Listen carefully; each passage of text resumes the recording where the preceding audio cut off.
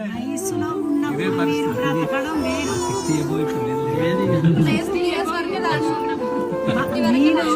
నేను మీ మాట మీకు ఎందుకు చెప్తున్నానంటే మా వయసు వచ్చాక కాదు, ఇప్పటి నుంచి కూడా మీ భార్యల్లా కాదు, కన్న పిల్లల మీద మీకు ఎంత ప్రేమ ఉంటుందో మీ భార్యల మీద కూడా మీకు అంత ప్రేమ ఉండాలి. ఎక్కడి నుంచో మిమ్మల్ని నమ్మి వస్తుంది ఆ పిల్ల కదా, మిమ్మల్ని ఎక్కడి నుంచో మిమ్మల్ని నమ్మి, కేవలం మిమ్మల్ని నమ్మి వస్తుంది. మీరు అడవిలోకి తీసుకుపోండి, భవనంలో కూర్చోపెట్టండి, మీతోటే కాపురం చేస్తాను. అలాంటి పిల్ల గురించి ఎంత ఆలోచించాలి చెప్పండి.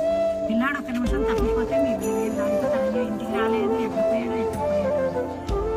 అంత ప్రేమ మీ భార్యల మీద చూపిస్తేనే ఆమె ఉంటుంది, కడవరకు ఉండక చేస్తుందా, కానీ ప్రేమగా ఉంటుంది. ప్రేమగా ఉండడం వేరు, బలిమి మీద ఉండడం వేరు.